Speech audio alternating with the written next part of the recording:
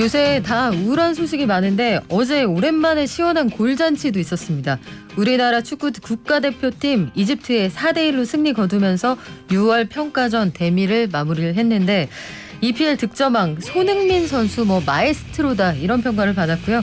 어제 이집트전까지 우리 6월에 있었던 평가전들, 경제적인 효과들, 선수들이 앞으로 가야 할 길들, 어떤 과제가 남아있는지 이데일리의 이성무 기자와 함께 평가전 총정리해볼게요. 안녕하세요. 네, 안녕하세요. 자, 이 기자님 어제도 현장에서 취재를 하셨을 텐데 네. 사실은 어제 살라도 안 나오고 황인범 선수도 안 나오고 등등 해서 김이 약간 빠진다 이런 느낌이 좀 있긴 있었어요. 네, 그렇긴 한데 네. 이제 우리 대표팀에게 집중을 하면은 괜찮았고요. 그리고 어쨌든 골이 많이 났으니까 네. 조금 맥이 빠졌다 이런 느낌도 있지만은 그래도 골이 많이 났고 시원하게 이겼으니까 그거는 충분히 보상 받을 만한 일이 아닌가 생각이 듭니다. 진짜요. 제가 어제 가마차기 이 얘기를 몇 번 들었는지 모르겠어요. 조규성 선수가 세 번째 골 가마차기로 넣었잖아요. 그러니까요. 저는 멀리서 봤는데 손흥민 선수가 넣은 줄 알았어요. 근데 손흥민 선수가 차는 방식으로 똑같이 조규성 선수가 찼더라고요. 진짜. 그리고 손흥민 선수가 가장 먼저 달려와가지고 네. 와 잘했다 이러는 거 보니까 이 조규성 선수 제2의 손흥민이 되지 않을까 이런 기대를 해봅니다. 우리가 가마차기를 해설에서 많이 들어서 그렇지 가마차기가 되게 어려운 거잖아요. 그러니까 진짜 이게 손흥민 선수가 워낙 쉽게 차서 그리고 네. 절묘한 코스에 집어넣어서 이게 차면은 다 저렇게 하나보다 싶은데 사실 K리그나 이런 다른 경기들 보면은 그렇게 골 넣는 선수가 그렇게 많지가 않아요. 진짜 없어요. 없고 축구는 전 국민이 공 한번 차봤겠지만 제가 사담으로 일화를 하나 말씀을 드리면 제가 신입사원 때 기자협회 축구대회가 기자들한테는 제법 큰 행사거든요. 제 동기가 사장님이 너 축구 좀 했다며 기자협회 때 한번 활약을 보여줄 수 있겠니? 제가 가마차기로 이기겠습니다 했는데 가마차기 못해서 굉장히 혼났던 그런 기억이 납니다. 어제 경기에서 잘한 점, 아쉬운 점, 그리고 제일 눈에 띄었던 선수 누구였는지 좀 알고 싶은데요. 일단은 우리 골 결정력이 좋았죠. 사실 경기 내용으로 놓고 본다면은 좀 불안한 점도 있었어요. 일단 수비 불안이 계속 이어졌었고 아무래도 지금 김민재 선수라든지 또 큰 정우영 선수, 수비형 맞아요. 미드필더 정우영 선수가 빠지다 보니까 역시 이 이집트의 어떤 공격에 역습에 좀 많이 위험한 장면을 많이 노출하기도 했었고 실제로 또 후방에서 우리나라가 빌드업 축구 아니겠습니까? 그렇죠. 그런데 전반 중반까지는 이 미드필더가 다 바뀌다 보니까 황인범, 정우영 이런 주전 미드필더들이 다 빠지다 보니까 전방으로 공이 안 나가는 거예요. 좀 답답하더라고요. 네. 답답하니까 네. 가장 답답했던 선수가 손흥민 선수였습니다. 그러다 보니까 그쵸. 손흥민 선수가 최전방 투톱인데 네. 이 미드필더까지 내려와가지고 공을 받는 모습이 자주 보였었거든요. 저희는 저희끼리 기사 쓰면서 프리롤이다 이렇게 얘기했지만은 사실은 공격이 안 풀렸기 때문에 손흥민 선수가 내려왔던 부분이 있고요. 그럼에도 불구하고 잘된 점은 역시 골 결정력, 특히 최전방 공격수 황의조 선수의 골 결정력이 살아났다는 점은 굉장히 고무적이라고 할 수 있습니다. 사실 황의조 선수가 좀 마음고생이 심했어요. 지난 월드컵 최종 예선에서 명세기 주전 공격수 최전방 원톱인데 한 골도 못 넣었었거든요. 맞아요. 게다가 소속팀인 이 보르도가 프랑스 1부 리그에서 강등이 됐습니다. 2부 리그로. 여러 가지로 개인적인 일도 좀 있었고 그렇다 보니까 마음고생이 심했고 좀 표정이 많이 어두웠는데 지난 브라질전에서 우리나라 대표팀의 유일한 한 골을 넣었고 그리고 또 어제 이집트전에서 한 골 1도움을 기록하면서 황의조가 살아났다 이걸 확실하게 얘기할 수가 있겠고요. 황의조 선수도 표정이 어두웠었는데 어제 경기를 계기로 상당히 밝아졌더라고요. 황의조 선수 브라질전에서 넣은 골은 심지어 굉장히 멋있었어요. 그렇습니다. 이 상대 선수 그러니까 이 황의조 선수가 제치고 넣었던 브라질 수비수가 티아고 실바라고 그러니까요. 세계 최고의 수비수예요. FIFA 온라인에서도 되게 비싼 선수예요. 네 그렇게 하면은 네. 딱 비유가 잘 맞는 네. 것 같은데요. 지금 세계 최고의 수비수고 첼시에서도 주전 수비수로 활약하고 있고 정말 대단한 선수인데 이 선수를 제치고 골을 넣은 거거든요. 그러니까 황의조 선수 충분히 자신감을 얻을 만한 득점이었고 그 자신감이 바탕이 돼서 어제 이집트전 또 득점으로 이어졌다고 할 수 있겠습니다. 그런데 우리 축구 대표팀이 카타르 월드컵에서 조별리그 최하위로 탈락할 거다 이런 예상은 왜 나오는 거예요? 네, 미국 CBS에서 나온 건데 솔직히 얘기하면 미국 CBS 잘 모른다. 그리고 솔직히 미국이 축구를 얘기하기는 약간 네, 맞습니다. 네. 그러니까 CBS에서 그렇게 예상을 했는데 솔직히 말하면 우루과이, 포르투갈은 우리보다 강한 거 맞죠. 근데 가나는 사실 우리보다 낫다고 얘기하기 어렵거든요. 그런데 이제 가나에서 최근 이제 귀화 선수, 그러니까 뭐 잉글랜드라든지 스페인에서 활약하고 있는, 가나에서 태어나진 않았는데 아버지가 가나라던가 뭐 이런 경우가 있지 않습니까? 네. 그런 선수들을 좀 귀화시킨다 이런 얘기가 있는데, 그런 어떤 가상의 시나리오까지, 아직 확정되지 않은 시나리오까지 모두 감안을 해서 좀 전력 평가라는 감이 있고요. 그렇다 하더라도 우리가 가나보다 뒤질 일은 없거든요. 이번에 가나가 또 일본한테 1대4로 지기도 했었고요. 여러 가지로 이 미국 CBS의 예상은 조금 맞지 않는 부분이 없지 않다 생각이 들고, 뭐 그와 비슷한 예로 얼마 전에 ESPN은 우리가 2승 1무로 16강에 진출할 거다 이렇게 예상하기도 했었어요. 그러니까 미국 언론의 예상은 조금 걸러들으면 될 것 같습니다. 미국은 사실 축구를 되게 잘하는 나라도 아니고 엄청 좋아하는 나라도 아니잖아요. 네, 그렇죠. 사실 뭐 네. 그런 건 좀 흥미 위주로 그냥 그래요. 재미로 뭐 받아들이면 될 것 같고요.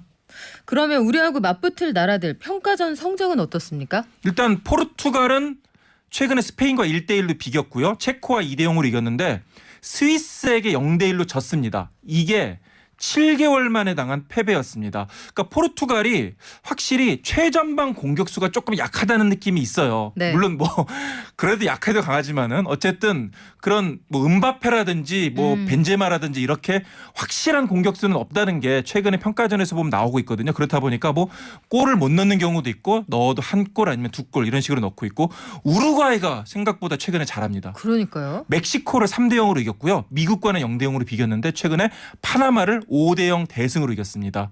그러니까 뭐 지금 루이스 수아레스가 나오지 않고 있는데 네. 하지만 에딘슨 카바니 선수가 맨체스터 유나이티드에서는 참 뭐 이런 표현이 어떻지만 더럽게 못했거든요. 그런데 거기서 다소 전력이 약했다. 네. 이렇게 바꿔볼까요? 근데 우루과이 대표팀에서는 다시 애국자로 지금 돌변한 상태고요.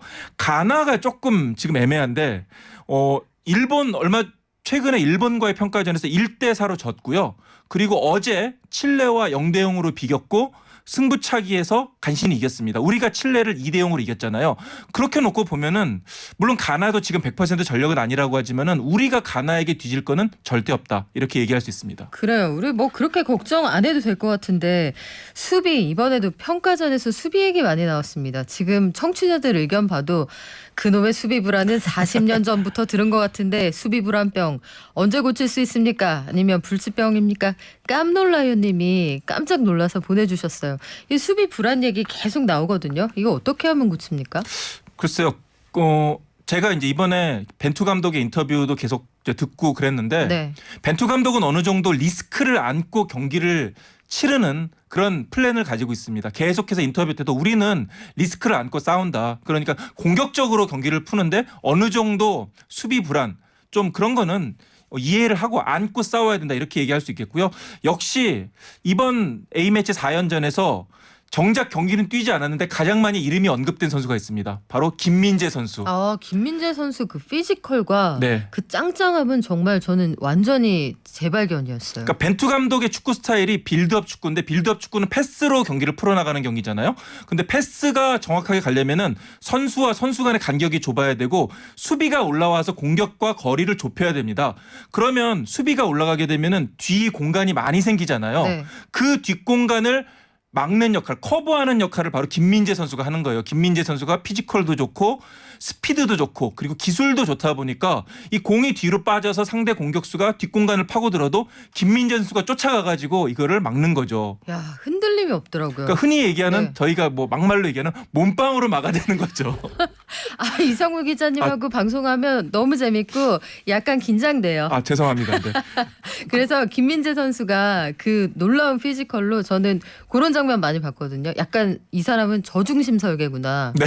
옆에서 누가 와서 몸으로 부딪혀도 절대 흔들림이 없구나. 그 느낌이 되게 좋았는데, 아쉬운 점들 그리고 우리가 잘하는 점들도 얘기를 했어요. 수비를 보완하면서 김민재 선수 잘하고 있는데 김민재가 빠졌을 때 그때는 어떡합니까? 그러니까 사실은 그래서 이번에 이 벤투 감독이 여러 가지 실험을 했어요. 뭐 김영권 선수하고 권경원 선수를 파트너로 놓기도 하고 또 권경원 선수와 또 정승현 선수 여러 선수들 했는데 확실히 김민재 선수의 어떤 개인 능력을 메우기에는 역부족이었고 앞으로도 계속 숙제가 될 것 같습니다. 지금 월드컵까지 이제 11월 21일에 개막을 하는데 네. 한 5개월 정도 남았는데 앞으로도 계속 이 수비 그러니까 김민재 선수가 혹시라도 나오지 못했을 경우에 어떻게 대처를 할 것이냐. 그리고 사실 이번에 또 김영권 선수가 또 다른 주전 수비수인데 실수가 많았어요.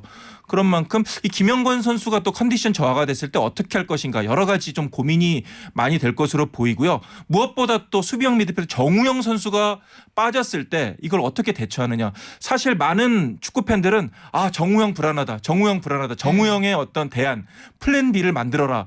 이렇게 요구를 했고 이번에 그 플랜 B가 좀 나올 줄 알았는데 오히려 정우영 선수의 중요성, 네. 존재감만 더 커지고 말았거든요. 그러니까요. 그런 만큼 앞으로 이 정우영 선수의 어떤 위기 상황 또는 뭐 이런 대체할 만한 어떤 전력을 어떻게 만드느냐 여러 가지 숙제를 많이 남긴 이 6월 A매치라고 할 수 있습니다. 우리 축구 대표팀에 정우영 선수가 둘이잖아요. 네. 큰 정우영, 작은 정우영. 그러니까 작은 정우영은 이번 6월 A매치의 가장 큰 수확이고요. 그러니까 새로운 공격 옵션으로 확실하게 자리매김했어요. 그러니까 뛰는 거 보면은 확실히 박지성 선수와 손흥민 선수를 조금 섞어놓은 듯한.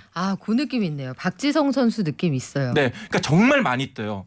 물론 박지성 선수만큼 두 개의 심장을 가지고 있지는 않은데 적어도 뛸 동안 그러니까 60분 정도 70분 정도 동안 뛸 동안은 박지성 선수처럼 정말 위치를 가리지 않고 열심히 뛰고 전방에서 압박하고 그런 스타일이거든요. 그렇기 때문에 벤투 감독도 앞으로 정우영 선수를 조금 더 적극적으로 활용하지 않을까 생각이 듭니다. 그래요. 발동기 있는 것 같은 그런 느낌도 있었고 지친 기색이 없더라고요. 그렇습니다. 마치 건전지 요즘 유행하는 광고에 나오는 건전지를 착용한 것 같은 느낌이고. 네, 그렇습니다. 그런 느낌이 있었는데 아쉬운 점에 대한 이야기 보완할 점 얘기했어요. 긍정적인 요소 우리 이거는 이번에 확실히 얻었다. 그런 건 뭐가 있습니까? 벤투 감독의 인터뷰를 인용하고 싶습니다. 네. 이번 A매치의 가장 큰 수확은 팀 스피릿이다. 선수들이 내가 한 골을 먹고 뒤져도 포기하지 않고 흔들리지 않고 이걸 따라잡겠다고 하는 의지가 확실하게 살아있다는 것을 느꼈다. 이거였고요.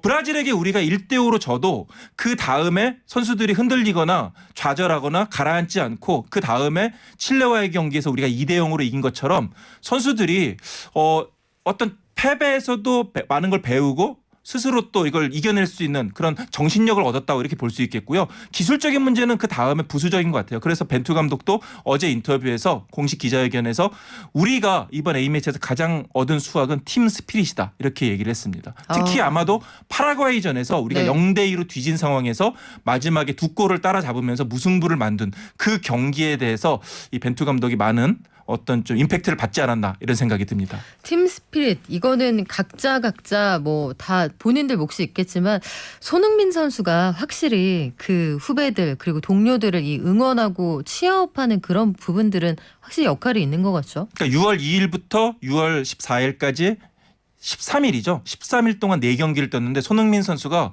풀타임 뛰었어요. 그러니까 한 경기만 후반 추가 시간에 잠깐 교체가 됐었고요. 90분 4경기를 다 뛴 겁니다. 사실 이거 되게 살인적인 일정이거든요. 손흥민 선수 그럼에도 불구하고 정말 팬들을 위해서 그리고 동료들을 위해서 대한민국 축구 대표팀을 위해서 몸을 아끼지 않고 최선을 다하는 모습에 주장이 그리고 가장 유명한 선수가 그리고 고참이 이렇게 열심히 뛰는데 후배 선수들 동료 선수들이 누가 안 따르겠습니까? 그런 부분이 대표팀에게 굉장히 긍정적인 역할을 한다. 이런 영향을 미친다. 이런 생각이 듭니다. 그리고 라커룸 에티켓도 좋았던 것 같아요. 브라질전 끝나고 나서도 그 옷은 뭡니까? 참 축구 선수들 이 상의 탈의했을 때 속에 입는 옷 있잖아요. 그거 입만 입고 브라질 라커룸에 가서 또 응원하고 서로 경기 얘기하고 이런 모습을 봤는데 라커룸에서 서로 그 상대 선수를 다독이는 요것도 보기 좋더라고요. 네, 일단 조금 남자가 입기 민망한 듯한 그 약간 속옷은 부끄러운 옷 그거 뭐예요? 그것은 이제 그 센서가 달려 있습니다. 그래서 선수들이 움직일 수 있는 그 위치라든지 이거 우리가 히트맵이라고 하는데 그 까만색 그 옷에 네, 그 옷에 선수의 어떤 맥박이라든지 심장 박동 같은 것도 확인할 수 있고 그리고 이제 선수가 움직이는 그 위치 그거를 확인할 수 있는 어떻게 보면은 여러 가지 기능이 있는 그런 셔츠라고 할 수 있겠고요.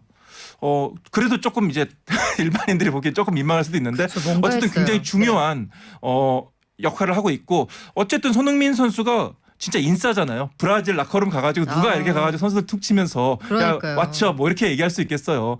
그러니까 우리 선수들이 그 모습을 보면서 후배 선수들이 아 나도 저 형처럼 되고 싶다. 아니 손흥민 선수처럼 되고 싶다 이런 생각을 하는 거고 더 자긍심을 갖고 자랑스러워하면서 이 대표팀 경기를 치를 수 있는 거죠. 아 심지어 또 얼마나 겸손합니까? 그 선수들이 나를 알까라고 했을 때 브라질 최고의 선수들이 흥민 너도 이미 스타야. 아 흥민이라고 안 했어요. 쏜이라고 했습니다. 쏜 너도 이미 스타다라고 얘기해서 굉장히 훈훈했는데 성적표 어떤 분들은 뭐 아쉬울 수도 있고 어떤 분들은 만족한다 하시겠지만 우리 손흥민 선수 흥행면에서 뭐 대성공이다 이렇게 봐도 무방하게 했어요. 그렇습니다. 그러니까 브라질전에 6만 5,308명, 칠레전에 4만 135명, 파라과이전 4만 228명, 이집트전 5만 9,172명 다 합쳐서 20만 4,843명의 관중이 4경기에서 입장했습니다. A매치 입장료 이번에 가장 비싼 게 35만 원이었고요. 와. 가장 싼 좌석이 2만 5천 원이었습니다. 물론 뭐 경기마다 조금씩 달랐습니다만은 대충 한 뭐 5만 원, 평균 5만 원 잡으면은 100억 원이고요. 입장료 수입만. 네. 이게 평균 10만 원으로 잡는다면은 객단가를 그러면은 200억 원입니다.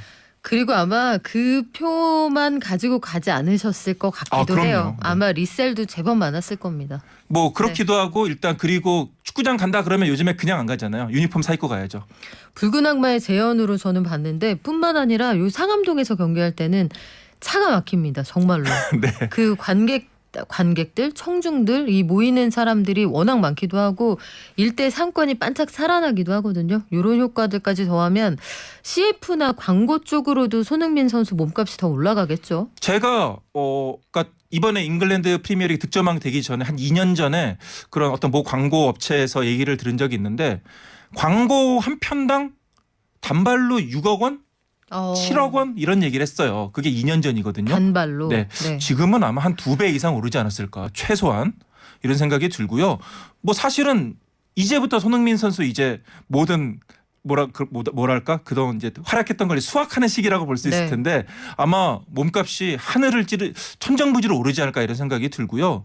뭐 지금 뭐 그죠 어떻게 단순히 추산하기도 쉽지 않은 그런 수준이라고 할 수 있을 것 같습니다. 그리고 저는 그거 마지막으로 꼭 말씀드리고 싶은 게 그 상무 소속 선수나 아니면 군대 이미 다녀온 선수들 있잖아요. 네. 이 선수들의 기량을 만방에 뽐내는 자리이기도 해서 만약에 이 선수들이 해외 리그에 진출한다. 군 문제 이런 게 말끔하게 해결이 돼 있잖아요. 그러면은 뭐 향후 활동할 때 전혀 지장이 없겠어요. 근데 어제 우리가 또 이집트전에서 후반에 조규성 선수, 권창훈 선수가 골을 넣었는데 두 선수 모두 울었죠. 김천 상무예요.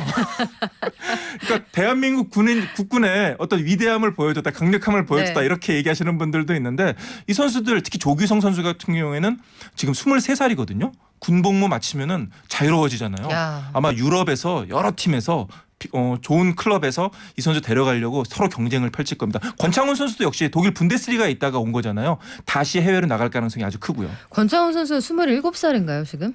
네, 그 정도 됐을 겁니다. 제가 정확하게 나이는 기억 못하겠습니다. 그래요. 권창훈 선수 어제 골 넣고선 그 기가 막히게 올려준 골을 또 놓치지 않고 잘 넣었는데 경례하고선 눈물을 좀 보이더라고요. 왜냐하면 요즘 네. 몸이 좀 안 좋았거든요. 컨디션이 안 좋아가지고 생각만큼 이 플레이가 잘 안 됐는데 골을 넣었기 때문에 더 좀 감정이 북받쳐 오른 것이 아닌가 생각이 듭니다. 그래요. 아이님 맞습니다. 관중이라고 하는 게 맞고요.